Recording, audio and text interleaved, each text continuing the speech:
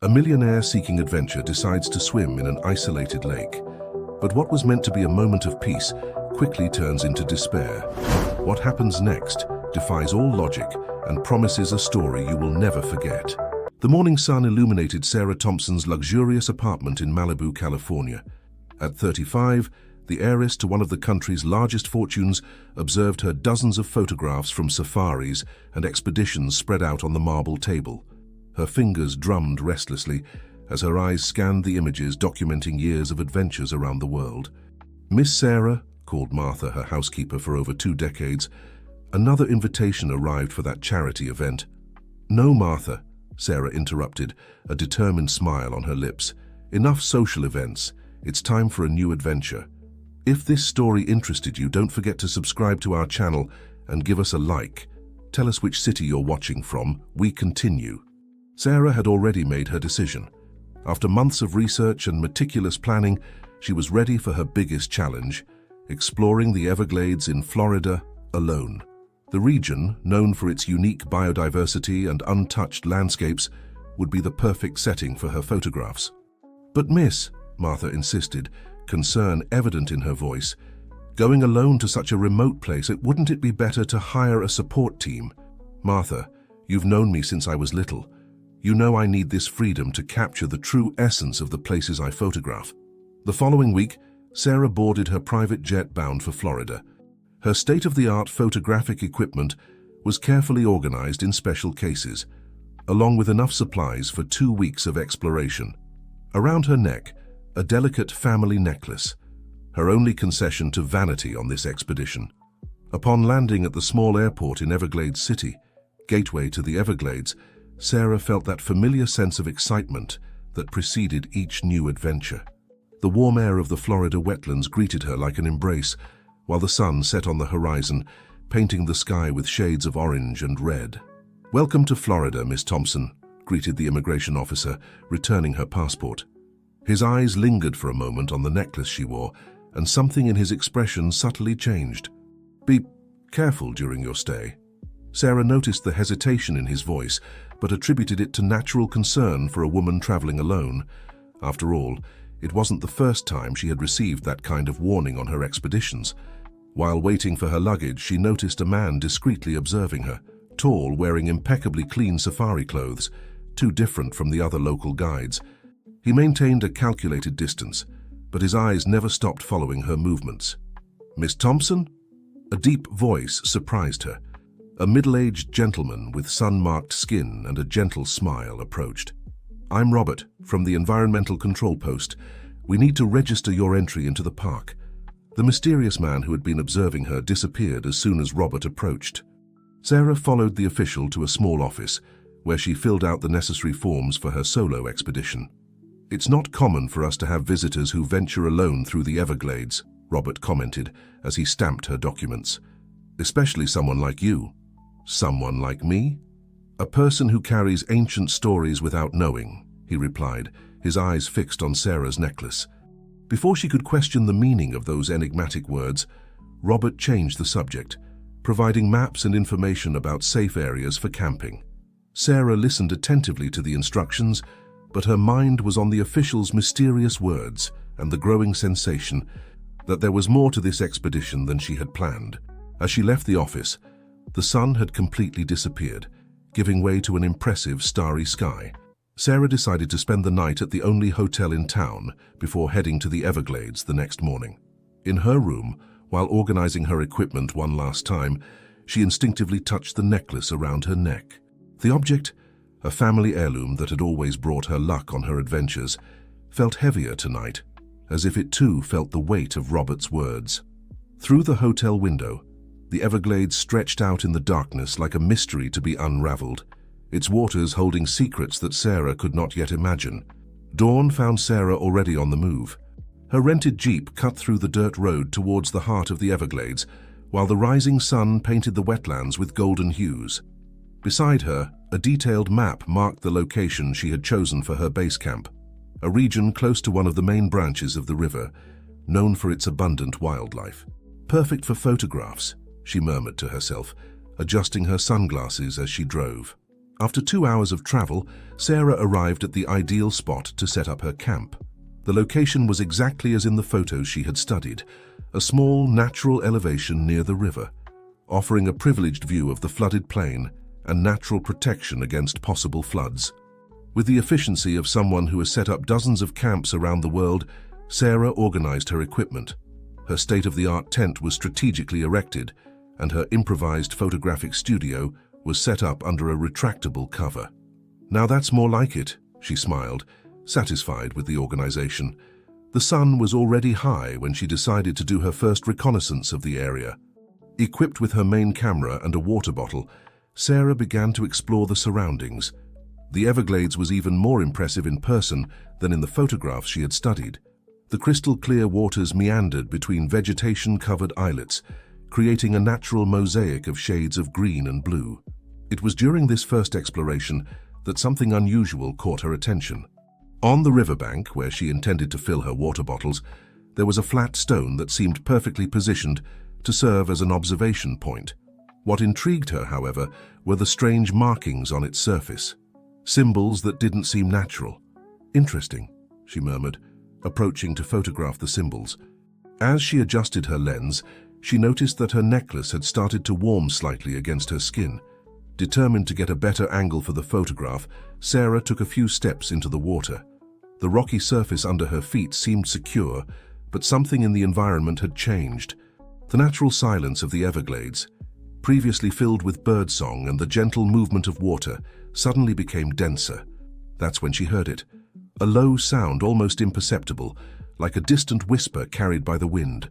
The waters around her began to move differently, and her necklace, that family heirloom that always accompanied her, was now decidedly warm against her skin.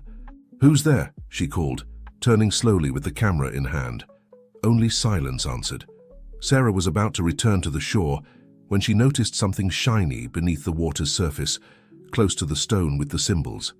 It seemed to be a metallic object, reflecting the sunlight. Her photographer's and explorer's instinct spoke louder than her caution. Just a few more steps, she thought, moving carefully over the submerged rocks. What happened next was so fast that Sarah barely had time to register it. The rock that seemed so firm under her feet proved treacherous, covered by an invisible layer of slippery algae. In a matter of seconds, she lost her balance. Her camera flew from her hands as she tried to grab onto something. The impact with the water was sudden, and before she could regain control, she felt the force of the current, much stronger than it appeared from the shore, dragging her away from the safe bank. "Help!" she shouted, fighting against the force of the water. Her years of swimming experience seemed insignificant against the power of the Florida River. Her clothes, soaked, weighed like lead, making her movements difficult. Panic began to set in when she realized she was being carried further and further into the main channel. Her breathing, normally controlled even in extreme situations, began to fail. It was in this moment of despair that something extraordinary happened. A powerful roar cut through the air, overriding the sound of the water. Sarah, still struggling against the current, could hardly believe what her eyes saw on the riverbank. A majestic and impossible figure emerged from the vegetation, its golden eyes fixed on her with an intensity that defied any natural explanation. The panther's golden eyes met Sarah's for a fraction of a second that seemed like an eternity. The water continued to pull her with merciless force, but something in that gaze kept her conscious, present. The animal, a magnificent specimen with a golden coat that shone under the sun, moved with a determination that seemed almost human. "My God," thought Sarah, torn between fear of the current and the natural terror of seeing such a powerful predator approaching. But what happened next defied everything she knew about animal behavior. The panther, with surprising agility, leapt into the water. Its movements were precise, calculated, as if it had done this hundreds of times before. The force of the current, which was overwhelming for Sarah, seemed not to affect the great feline which swam towards her with supernatural determination. "This can't be real," Sarah murmured, swallowing water as she tried to stay afloat. Her strength was rapidly depleting, and the awareness that she was about to lose consciousness was becoming increasingly present. It was at this critical moment that she felt it. The panther's claws, which she expected to be lethal, closed with surprising gentleness on her clothes. With extraordinary strength, the animal began to pull her against the current, swimming back to the shore. Sarah, with no choice but to trust in this unlikely salvation, allowed herself to be guided by the majestic feline. When they finally reached the safe shore, the panther gently deposited her on the grass before stepping back a few paces. Sarah, soaked and exhausted, could only observe her savior with absolute disbelief. The animal stared at her with those same golden eyes, an impossible intelligence reflected in them. "Thank you," she whispered, not quite knowing why she was thanking a panther. To her even greater surprise, the animal slightly inclined its head as if responding to the thanks. It was then that Sarah noticed something extraordinary. Around the panther's neck were markings, patterns that strangely resembled the symbols she had seen on the river stone. Trying to stand up on shaky legs, Sarah realized that her necklace, which moments before had been warm against her skin, now emitted a soft glow, almost imperceptible. The panther fixed its gaze on the object, a reaction that seemed far from coincidental. You're not an ordinary panther, are you?" she murmured, taking a hesitant step towards the animal. The feline maintained its position, its eyes alternating between Sarah's face and the necklace she wore. Before she could attempt a closer approach, human voices echoed in the distance.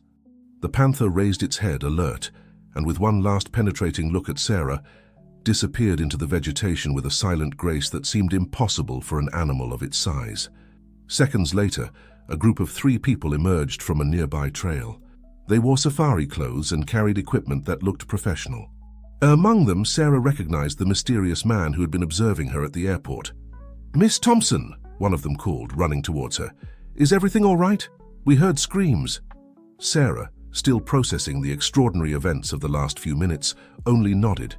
Her eyes scanned the group with suspicion, noticing how they examined the surrounding area, with an interest that seemed to go beyond concern for her well-being. "It must have been scary falling into the river like that," commented the man from the airport, his accent revealing a European origin. "I'm John Blackwood, researcher. These are my assistants. How did you manage to get out of the water?" Sarah hesitated. Something in her instinct warned her not to reveal the whole truth about her impossible rescue. "I managed to grab a branch and pull myself out," she replied, trying to sound convincing. John smiled, but his eyes remained cold, calculating. "What extraordinary luck," he commented, his gaze fixing on Sarah's necklace. "Interesting piece you have there. It looks ancient." It was then that Sarah noticed something even more disturbing. Around John's neck, partially hidden by his shirt, was a cord with a pendant that emitted a glow very similar to that of her own necklace. And on the surface of the object, the same mysterious symbols she had seen on the stone and on the panther. The sun was beginning to set on the horizon when John and his group finally left Sarah, not without first insisting on helping her recover part of her equipment lost in the river. The whole time she couldn't take her eyes off the pendant he wore, so similar to her own necklace. Back at her camp, Sarah tried to organize her thoughts while drying her surviving equipment. A panther that swam and saved people, mysterious symbols appearing in different places, the strange behavior of John and his group. Nothing made sense, but her instinct told her that all these pieces were connected. "What a day," she sighed, unconsciously touching her necklace. To her surprise, the object began to emit that soft glow again, as it had done in the presence of the panther. A noise in the vegetation alerted her. Sarah quickly turned, expecting to see John or one of his assistants returning. Instead, she found a familiar figure. Robert, the environmental control post official, emerged from the growing darkness with a grave expression on his face. "I see it has already begun," he said, sitting down on one of the camp benches without waiting for an invitation. "The Everglades chose to reveal itself to you earlier than we expected." "What are you talking about?" Sarah asked, her voice mixing confusion and curiosity. Robert sighed deeply before continuing. "That necklace you're wearing, it's not just a simple family jewel, is it? Tell me, what do you know about its origin?" Sarah hesitated for a moment before answering. "It was my grandmother's. She said it had belonged to her family for generations, since her ancestors lived in Africa." "Exactly," Robert nodded. "And today, when you were in the river, something extraordinary happened, didn't it?" Sarah's heart raced. How could he know? "A panther," she began, still unsure if she should share that impossible story. "A panther saved you," Robert completed, as if it were the most natural thing in the world. "And let me guess, Your necklace reacted during the encounter, just as it's doing now. Sarah looked at her necklace, which continued to emit that soft glow. How do you know all this? Because, Robert said, removing something from his bag, I am also a guardian. In his hands, another pendant glowed with the same intensity as Sarah's necklace. For centuries, he continued, the Everglades has been protected by 7 sacred amulets. Each represents a different force of nature: water, earth, air, fire, life, spirit, and balance. Together they maintain the harmony of this unique place. Sarah listened attentively, her doubts gradually being replaced by growing understanding. And the panther? The animals of the Everglades are not just common creatures, Robert explained. Some are chosen guardians to protect the secrets of this place. The panther you encountered is one of the oldest and most powerful. And John? Sarah asked, remembering the pendant she had seen around the researcher's neck. Robert's face darkened. John Blackwood is a problem we need to solve. He discovered the amulets a few years ago and has been obsessively searching for them. But his intentions... Robert paused significantly. Let's say he doesn't understand the true purpose of the amulets. At that moment, a distant roar echoed through the Florida night. Sarah's necklace pulsed stronger, and she felt an inexplicable connection to that sound. The panther is calling, Robert said, standing up. And your necklace is responding. You have a choice to make, Sarah. You can ignore what happened today and continue with your photographic expedition as planned, or... He paused dramatically, his eyes shining in the light of the campfire. Or you can accept the call of the Everglades and discover why you were truly guided here. Before Sarah could respond, another sound cut through the night, the roar of approaching engines. John, Robert murmured. He must have realized that your necklace is one of the original amulets. What do we do now? Sarah asked, sensing the urgency in Robert's voice. Now, he replied, extending his hand to help her up. You need to make your decision, and it needs to be quick. Let's go, Sarah said without hesitation, surprising herself with her own determination. Something inside her knew that this moment was much bigger than a simple choice. It was her destiny, revealing itself. Robert nodded approvingly, and quickly the two began to gather the essential equipment from the camp. The roar of the engines was getting closer and closer, echoing through the Florida night. This way, Robert whispered, guiding her through an almost invisible trail in the dense vegetation. The panther will show us the way. As if responding to these words, a golden glow appeared between the trees ahead, the eyes of the majestic feline that had saved Sarah earlier. The animal waited for them to approach before beginning to move, guiding them through the darkness with supernatural grace. The amulets have a power that John doesn't understand, Robert explained as they walked. They weren't created to control nature, but to protect the sacred balance of the Everglades. Sarah touched her necklace, which continued to emit that soft glow. How did my grandmother get this amulet? Your family has an ancient connection to the Everglades, Robert replied. For generations, your ancestors were chosen as guardians. The amulet you carry, the water amulet, was entrusted to them in a time of great need. The sound of distant voices made them stop momentarily. John and his group were approaching, their flashlights cutting through the darkness like knives of light. Quick, whispered Robert, indicating a rock formation ahead. There's a secret passage that few know about. The panther was already there, standing in front of an almost invisible opening between the rocks. As Sarah approached, her necklace began to pulse more intensely, and the waters of a nearby stream seemed to respond, moving in an unnatural way. Your amulet, explained Robert, observing the phenomenon with reverence, is awakening. The Everglades recognizes its guardian. As they entered the secret passage, Sarah noticed that the rocky walls were covered with the same symbols she had seen earlier.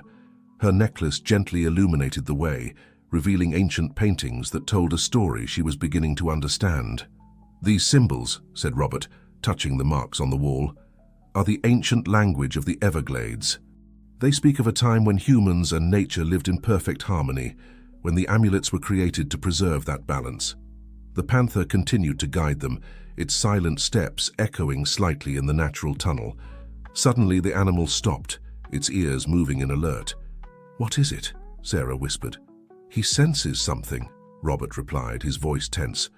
John isn't alone. There are others looking for the amulets. At that moment, The tunnel opened into an impressive natural chamber. Crystals on the walls emitted a soft light, and a small underground lake occupied the center of the space. But what really caught Sarah's attention was the stone altar on the shore of the lake. 7 slots arranged in a circle, each with different symbols. "The Guardian Sanctuary," Robert explained with reverence.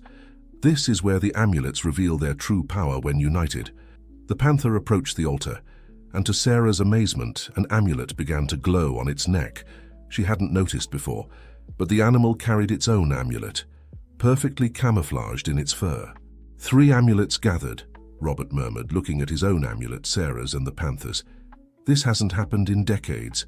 Before they could approach the altar, voices echoed at the entrance of the tunnel. John had found the passage. "Sarah!" His voice resonated off the cave walls. "I know you're in there! You don't understand the power these amulets can give us." The panther positioned itself protectively between Sarah and the chamber entrance, a low growl growing in its chest. The waters of the lake began to stir, responding to the energy of the gathered amulets. "The time has come," said Robert, his voice solemn. "The Everglades is calling you, Sarah. You need to decide. Accept your role as a guardian, or allow the secrets of the Everglades to fall into the wrong hands." Sarah looked at her necklace, then at the panther, and finally at Robert. In a matter of hours, her photographic expedition had transformed into something much bigger, something that seemed to have been written in her destiny for generations. "What do I need to do?" she asked, her voice firm despite the fear. At that moment, the waters of the underground lake began to move even more intensely, forming circular patterns that seemed to respond to her decision. Her necklace pulsed in sync with the waters, creating a harmonious dance between light and movement. "The amulets need to be united," Robert explained quickly, as John's footsteps and those of his group drew closer. "But it's not that simple. Each one needs to be activated by the correct energy, by the correct guardian." The panther growled softly, as if confirming Robert's words, and approached the altar. Its amulet, that of the earth, began to glow more intensely. Small crystals on the cave walls responded to the glow, creating a spectacle of natural lights. "Sarah!" John's voice echoed closer. "Think of the possibilities. With the power of the amulets, we could control the very forces of nature." "He doesn't understand," said Robert, shaking his head. "The amulets weren't made to control, but to protect and preserve." Sarah approached the altar, guided by an instinct she didn't fully comprehend. Her necklace, the water amulet, now felt lighter, as if recognizing its place of origin. The waters of the lake responded to her every step, rippling in increasingly complex patterns. "Focus on your element," Robert instructed. "Feel the connection with the waters of the Everglades." Closing her eyes, Sarah took a deep breath. Suddenly, she felt as if she could perceive every drop of water in the cave, every underground current, every spring that fed the Everglades. It was an overwhelming yet natural sensation, as if it had always been a part of her. The sound of moving stones indicated that John was about to enter the chamber, but something extraordinary began to happen. Sarah's amulet gently detached from her neck, floating towards the altar. At the same time, the panther's amulet and Robert's did the same. "This is it," Robert whispered reverently. "The Everglades is awakening." The 3 amulets found their places on the altar, creating a triangle of light. The energy released was immediate. The waters of the lake rose in a crystalline column. The crystals on the walls pulsed like stars, and a deep vibration ran through the entire cave. John and his men finally entered the chamber, but stopped abruptly at the spectacle they witnessed. John himself seemed hypnotized by the display of natural power before his eyes. This is impossible," he muttered, his own amulet beginning to react to the energy of the place. It was then that an ancient voice filled the cave, seeming to come from the very stones. "The Guardians are gathering," the voice echoed in a language that Sarah inexplicably could understand. "The time of awakening has come." The panther positioned itself beside Sarah, its golden eyes shining with millennial wisdom. The waters of the lake continued their supernatural dance, and the crystals on the walls projected images of the past, ancient ceremonies, previous guardians, the living history of the Everglades unfolding before their eyes. "John," Sarah called, feeling a confidence that came from something far beyond herself. "You sought the power of the amulets, but you didn't see their true essence. Look around you. This is the true power of the Everglades. The researcher took a step forward, his face a mask of conflicting emotions. His amulet, that of fire, pulsed intensely, as if responding to the energy of the place. The moment was approaching when he too would need to make a choice that could forever change the fate of the Everglades. Sarah remained motionless, her eyes fixed on the amulets glowing on the altar. Her own water amulet pulsed ever stronger, as if engaged in an internal battle between the desire for power and the genuine call of the Everglades. "For years," he said, his voice trembling slightly, "I researched these amulets. I dedicated my life to finding them, convinced they were the key to controlling the forces of nature." The waters of the lake continued their supernatural dance, and now formed images, like a liquid screen that told ancient stories. Sarah saw scenes from a distant past, previous guardians, sacred ceremonies, the Everglades in all its pristine glory. "Look," said Robert, pointing to the images in the water, "the Everglades is showing us the truth. The amulets were never tools of power. They are symbols of responsibility, of union between man and nature." The panther, still at Sarah's side, emitted a low, deep sound that reverberated through the cave. In response, other sounds began to echo from all directions: roars, bird calls, the noise of hooves. The animals of the Everglades were gathering. "The animal guardians," Robert explained. "They sense that something important is about to happen." At that moment, John's amulet began to levitate, pulling him towards the altar. He tried to resist for a moment, but the force was gentle and insistent. I can feel it," John whispered, a visible change occurring in his expression. "The Everglades, it's showing me something." The waters formed new images. They showed a younger John, full of idealism, studying African ecosystems. They showed his gradual deviation from the path, his growing obsession with the power of the amulets overshadowing his original love for nature. "It's not too late," said Sarah, extending her hand to him. "The Everglades is giving you a chance to choose the right path." John's assistants watched in silence, witnesses to a transformation that transcended common understanding. The fire amulet finally found its place on the altar, completing a perfect square with the other three. The energy in the cave intensified dramatically. The crystals on the walls shone like stars, and the waters of the lake rose even higher, forming a crystalline dome over their heads. The panther roared majestically, and this time it was answered by a symphony of animal sounds that echoed throughout the Everglades. "The four primordial elements are united," announced Robert. "Water, earth, fire, and air. But three amulets are still missing to complete the circle: life, spirit, and balance." As if responding to his words, the waters showed new images, three distinct figures, each carrying one of the remaining amulets. Sarah immediately recognized one of them. "Elena Blackwood," she whispered, remembering the photo she had seen in her research about the Everglades. "Your aunt, John." John nodded, understanding dawning on his face. "She tried to warn me, tried to show me the true meaning of the amulets, but I was blinded by ambition." "And now?" asked Sarah, feeling they were on the threshold of something extraordinary. Before anyone could answer, a new sound echoed through the cave, approaching footsteps. A figure emerged from the darkness, her grey hair shining in the light of the crystals. "Now," said Elena Blackwood, emerging from the shadows with a serene smile, "the true journey begins." Elena Blackwood advanced into the sacred chamber with the grace of someone who had known that place for a long time. Around her neck, the spirit amulet shone with a silvery light, pulsing in harmony with the four amulets already gathered on the altar. "Aunt Elena," John took a step towards her, his voice laden with emotion. "You knew all this time." "I knew that one day you would find your way back, dear nephew," she replied with a gentle smile. "Some need to get lost before truly finding themselves." The panther approached Elena, bowing its majestic head in a gesture of recognition. She gently caressed the animal's fur, as if they were old friends. "Sarah," Elena turned to her, "your path here was no coincidence. Your grandmother and I were great friends, both guardians.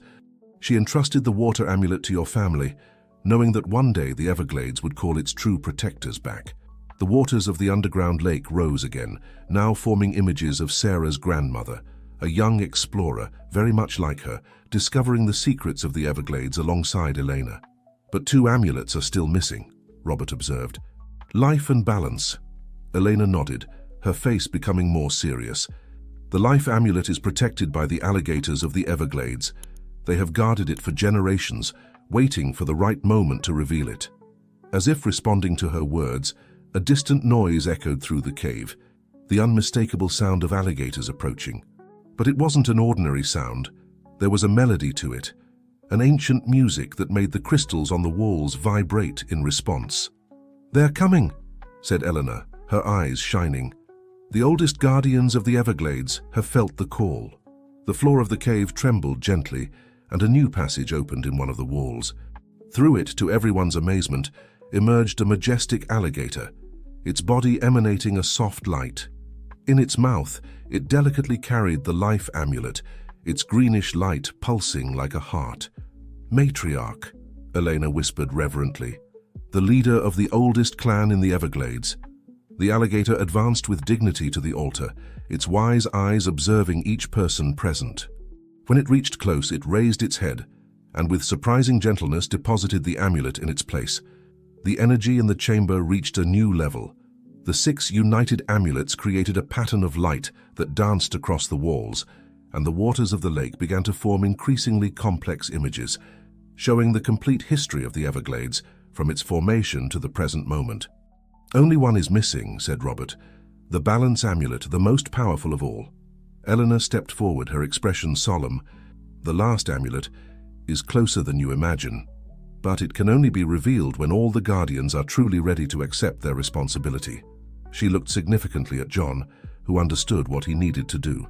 Approaching the altar, he touched his fire amulet and spoke with a clear voice. "I renounce any desire for power or control.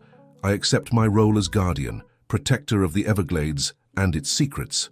The moment he uttered these words, something extraordinary began to happen. The panther, which had remained silent observing everything, advanced to the center of the chamber. Its golden eyes shone more intensely than ever, and when it opened its mouth, it wasn't just a roar. It was a message that everyone could understand.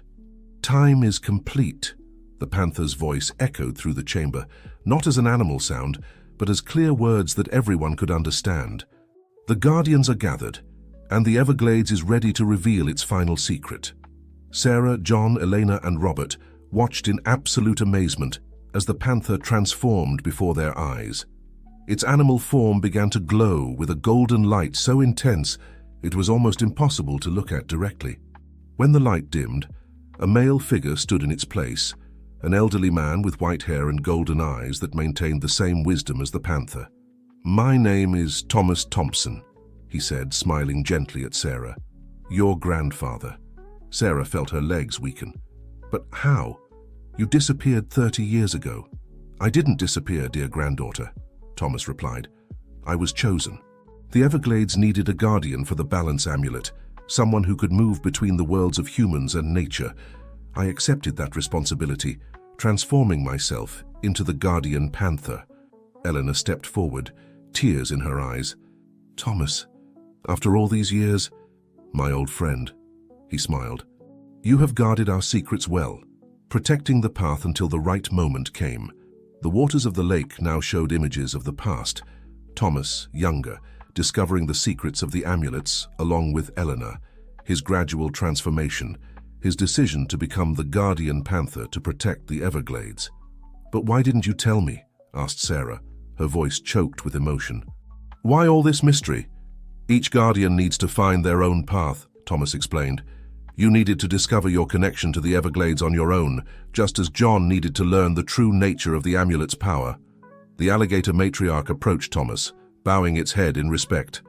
Other animals began to appear at the entrances of the cave, deer, otters, manatees, each emanating a special energy, as if they were more than mere creatures. "The animals of the Everglades," Thomas explained, "are not just inhabitants of this place. They are guardians too, each species protecting a different aspect of the natural balance." From his chest, Thomas removed the last amulet, that of balance. Its light was different from the others, combining all colors in perfect harmony. "Now," he said, "the time has come to complete the circle. But first, each of you must fully understand what it means to be a guardian of the Everglades." The waters of the lake rose again, forming a crystalline canopy over their heads. Within the waters, images of the future began to form. Visions of what the Everglades could become, both in harmony and in destruction, depending on the choices they would make. "The power you seek," Thomas continued, "is not in the amulets themselves, but in the wisdom they represent. In the understanding that we are all part of something greater, a delicate balance that needs to be protected." John, who had remained silent, finally spoke. "Now I understand. I spent years trying to control this power, when I should have learned to serve it." Thomas smiled, satisfied with John's transformation. He then turned to Sarah, his golden eyes shining with love and pride. "My granddaughter," he said softly, "are you ready to accept your true destiny, to become not just a guardian but a bridge between worlds, as I have become?" Sarah looked at her grandfather, now understanding why she had always felt so connected to nature, why her photographs seemed to capture something beyond the visible. It was her destiny, her legacy. "I'm ready," she replied, her voice firm despite the emotion she felt. "But what does it mean to be a bridge between worlds?" Thomas smiled and extended the equilibrium amulet towards her. "It means learning to see with the eyes of the Everglades, to speak its language, to understand its deepest secrets. It means sometimes abandoning your human form to better serve nature." The waters of the lake began to move in increasingly complex patterns, creating a hypnotic dance that reflected on the crystalline walls of the cave. The 6 amulets on the altar pulsed in unison, their energies converging in perfect harmony.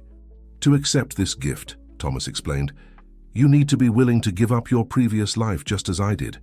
It doesn't mean ceasing to be who you are, but becoming something more." Helen took a step forward. "Sarah, you don't have to make this choice now. Being a guardian is already a great responsibility." But Sarah already knew her answer. Her entire life and her travels, her passion for photography, her connection with nature, had been a preparation for this moment. "How does it work?" she asked, taking a step towards her grandfather. Thomas smiled. "The Everglades will choose your form, the one that will best serve the natural balance. For me, it was the panther. For you?" He paused, looking at the lake waters that now formed different animal silhouettes. "We'll see what the Everglades chooses." The matriarch elephant approached Sarah, touching her gently with its trunk. Other animals of the Everglades, alligators, herons, manatees, formed a circle around her as witnesses to an ancient ritual. "The animal guardians," Thomas explained, "recognize the moment of transformation. They are here to welcome a new member to their family." John, Helen, and Robert watched in respectful silence as Thomas raised the equilibrium amulet. The object began to float between father and daughter, its light gradually increasing. "Repeat after me," Thomas instructed, his voice merging with the sound of the waters. "I accept the call of the Everglades to protect its balance and guard its secrets." Sarah repeated the words, feeling each syllable resonate with a deep truth. The equilibrium amulet began to spin more rapidly, its light intensifying until it became almost blinding. The waters of the lake rose, enveloping Sarah in a crystalline column. Inside this liquid cocoon, she could feel every current of the Everglades, every drop of water, every living being that depended on this unique ecosystem. "The Everglades is choosing," said Thomas, his voice now distant. Sarah felt a transformation beginning, not painful but profound, as if every cell in her body was reconfiguring into something new, something more connected to the very essence of nature. Through the waters, she saw her reflection beginning to change. A form was emerging, one that combined elegance and strength, speed and grace. The Everglades had made its choice. The waters around Sarah began to lower slowly, revealing her new form. Where before stood a woman, now there was a magnificent alligator, its golden scales marked with unique patterns that seemed to reflect the patterns of the amulets. "The guardian of the nocturnal waters," Helen whispered reverently. "The Everglades has chosen wisely." Thomas, still in his human form, approached his transformed granddaughter. "The alligator," he explained, "is the ruler of these waters. You will continue to protect the waters of the Everglades, but now with new strength and perspective." Sarah moved experimentally in her new form, surprised by how natural it felt. Every sense was sharpened. She could hear the slightest movement in the water, smell distant scents from the wetlands, see with crystal clarity even in the dim light of the cave. The equilibrium amulet floated gently until it found its place on the altar, finally completing the circle of 7. A wave of energy coursed through the entire cave, and the waters of the lake began to project images of the entire Everglades. Every channel, every island, every creature that inhabited it. "The circle is complete," Thomas announced. "The 7 guardians are united again. Water, earth, fire, air, life, spirit, and equilibrium." John approached the alligator that was now Sarah, his eyes filled with wonder. "It's incredible," he said. "All my life I sought to control the power of the Everglades, when in fact the true power lies in becoming part of it." The matriarch elephant emitted a soft trumpet of approval, and the other animals responded in their own language, creating a natural symphony that echoed through the cave. Sarah discovered that she could understand every sound, every message. It was the language of the Everglades, now flowing naturally through her. "But how will this work?" Helen asked, always practical. "How will we maintain the balance?" Thomas smiled, his golden eyes shining. "Each of us has our role. Some, like Sarah and me, will live between the two worlds, alternating between forms as needed. Others, like you and John, will be the human guardians, protecting the Everglades through science and conservation." "And the amulets?" Robert questioned. "They will remain here," Thomas replied, indicating the altar. "Their energy will flow through the Everglades, maintaining the natural balance. We don't need to carry them physically, we are now part of their energy." As if to demonstrate his words, the 7 amulets began to shine intensely, their lights merging and spreading throughout the cave in crystalline veins that seemed to pulse like arteries of pure energy. Sarah, in her alligator form, approached the edge of the lake. In the waters she saw her reflection, the same determined eyes as before, now in a reptilian face. But there was something more in her reflection, images of the future, showing her swimming through the channels of the Everglades, protecting its waters, guiding lost travelers to safety. Thomas placed a gentle hand on her head. "Do you understand now why I had to leave? Why I kept it secret all these years?" Sarah nodded, finally understanding her grandfather's sacrifice and wisdom. It wasn't an end, but a new beginning, a necessary transformation to protect something much greater than themselves. The first light of dawn began to penetrate the cave through natural cracks in the ceiling, creating golden patterns on the lake waters. A new day was dawning in the Everglades, and with it, a new era of protection and balance was beginning. The Everglades flourished in the months that followed. The waters ran clearer than ever, wildlife thrived, and a deep harmony permeated every corner of this natural paradise. For occasional visitors, it was just another of Florida's mysteries. For the Guardians, it was the result of their dedication and sacrifice. Sarah quickly adapted to her new dual existence. During the day, she continued her work as a photographer, now with an even deeper look at wildlife. Her photographs gained worldwide recognition, not only for their technical beauty, but for capturing something mystical, an essence that few could explain. At night, her alligator form patrolled the riverbanks, swimming with supernatural grace, protecting the sacred waters of the Everglades. Local inhabitants began to tell stories about a golden alligator that appeared to guide lost travelers to safety or to ward off poachers who threatened the natural balance. John transformed his old research base into a conservation center, working alongside Helen to protect the Everglades through science and education. His previous obsession with power was replaced by a genuine dedication to preservation. Thomas, alternating between his human and panther forms, became an almost mythical figure among the local tribes.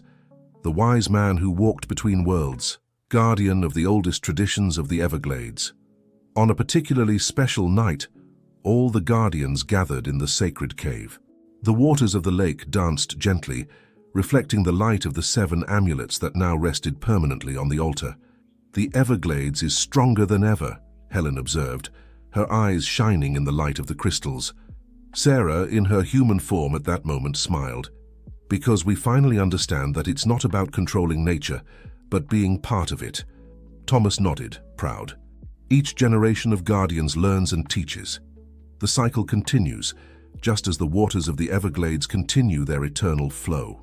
The matriarch elephant appeared at the entrance of the cave, accompanied by her herd. Other animals began to join, alligators, herons, manatees, each bringing their own energy to that sacred moment. "It's time," Thomas said softly. Sarah felt the transformation begin, her human form giving way to the golden alligator. Beside her, Thomas assumed his panther form, his fur shining like old gold in the light of the crystals. The waters of the lake rose one last time, showing images of the future. A protected and prosperous Everglades where humans and nature coexisted in perfect harmony. It was a vision of what could be achieved when power gave way to wisdom, when the desire to control was replaced by the desire to protect.